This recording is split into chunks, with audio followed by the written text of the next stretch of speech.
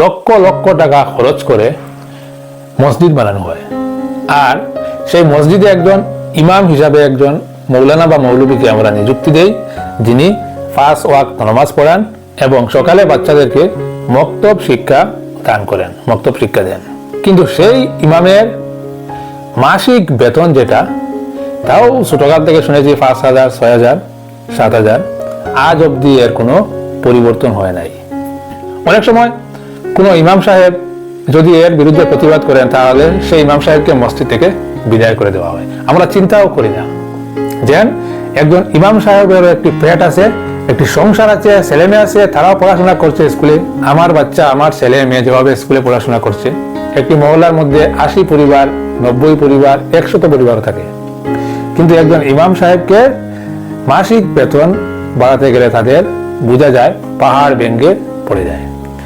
একটা ছোট্ট বাচ্চাকে যখন ক্লাস 1 বা ক্লাস 2 প্রাইভেট স্কুলে পড়ানো হয়, মাসে 300-400 টাকা দেওয়া যায়। দিতে কোনো অভিভাবক দ্বিধাবোধ করে না, দিয়ে দেন। প্রতি মাসে 500-600, 1000 টাকাও পর্যন্ত দিয়ে দেন।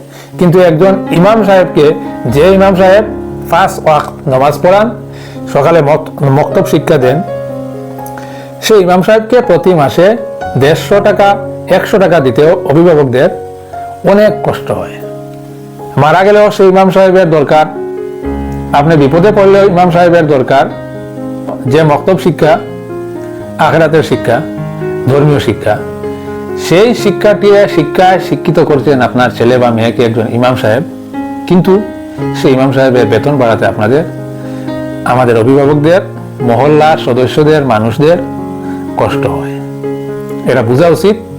একটি মসজিদ লক্ষ লক্ষ টাকা খরচ করে একটি মসজিদ বানানো যায়, একজন ইমাম সাহেব সেই মসজিদে যখন কাঁচা দাড়ি নিয়ে জয়েন করে, ইমাম সাহেবের দাড়ি পেকে যায়, কিন্তু ইমাম সাহেবের বেতনের কোনো তারতম্য হয় না।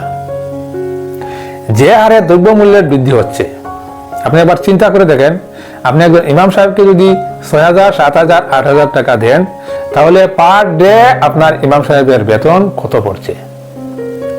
আমার মতে প্রত্যেক মহল্লার মসজিদের ইমাম সাহেবের বেতন 10,000 টাকা করা উচিত।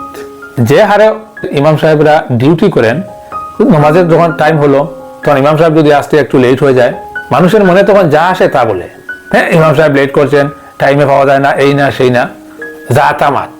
কিন্তু ইমাম সাহেবের বেতনই কিন্তু বাড়ানি হইতো, এটা নিয়ে কোনো চিন্তা নেই। ডিউটি টাইমে করেন, টাইমে আওয়া লাগবো, টাইমে যাওয়া লাগবো, তার টাইমে হয়ে দিতা। কিন্তু এখন ইমাম সাহেবের 7,000 টাকা, 8,000 টাকা দেওয়া হয় মাসে। এটা কোনো অবস্থায় মানিয়ে নেওয়া যায় না। অন্তত পক্ষে মানবিকতার খাতিরে আপনি একটা বাজারও গেলে এক কাপ চা, পান, বিড়ি, সিগারেট খাইয়া আপনি ডেইলি 50 টাকা খরচ করলে বাজারও গিয়া, আপনার আইতে সময়, বাজার থেকে আইতে সময় আপনার হরুতার লগেও চিপসের প্যাকেট আনতরা, কোল্ড ড্রিঙ্কস আনতরা, আইসক্রিম আনতরা। ইমাম সাহেবের হরুতারিতে জানে কোন নানি, থান জানে কোন নানি। বাজার দিন গেলে আপনি মুরগির মাংস আনতরা, আপনি মাছ আনতরা, আপনি ভালো ভালো সবজি লইয়া আনতরা। ইমাম সাহেবের জানে কোন নানি, থান জানে কোন নানি। তার ছেলে মেয়েগুলোরে খাওয়াইতা, তার ছেলে মেয়েগুলোরে ফিন্দাইতা, তাই নিজে খাইতা, তানও তো আঙ্গলা তান জানা আছে, তানও তো হরুতা মুরুতা বাড়িতে আছে। কিন্তু এরপরেও কেন আপনারা ইমাম সাহেবের মসজিদের বেতন বাড়াইতে সময় আপনারা অত বড় হয়?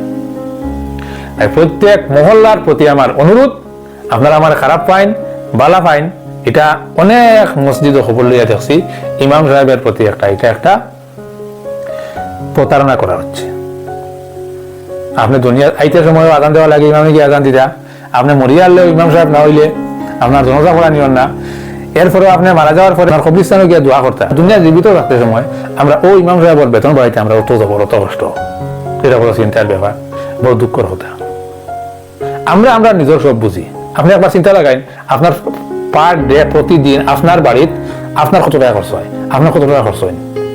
আর একজন ইমামকে 5,000, 7,000 টাকা আপনি বেতন দিন, 8,000 টাকা বেতন দিন, এটা এই বেতনে একজন ইমাম তাকে চলতা কিলা চলতা সম্ভব নেই।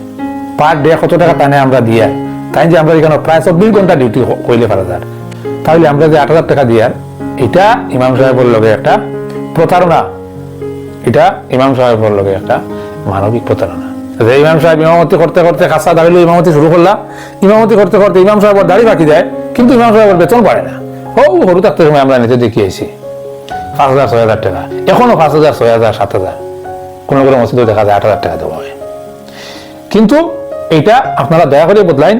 ইমাম সাহেব যাইন, তাইন একজন মানুষ, তার পরিবার আছে, সংসার আছে, তার সব কিছু আছে, আমরা লাগান তানে দয়া করিয়া আপনারা বেতনটা অন্তত পক্ষে আর যদি পারেন না 10,000 টাকা দেন। না হইলে কিন্তু ইমাম সাহেব বলার লোকে আমরা এটা একটা অন্যায় করে দিব। আর এই অন্যায়ের জবাব আমরা শেষ বিচারের দিন হয়তো দেওয়া লাগতে পারে, চিন্তা করে দেখবা।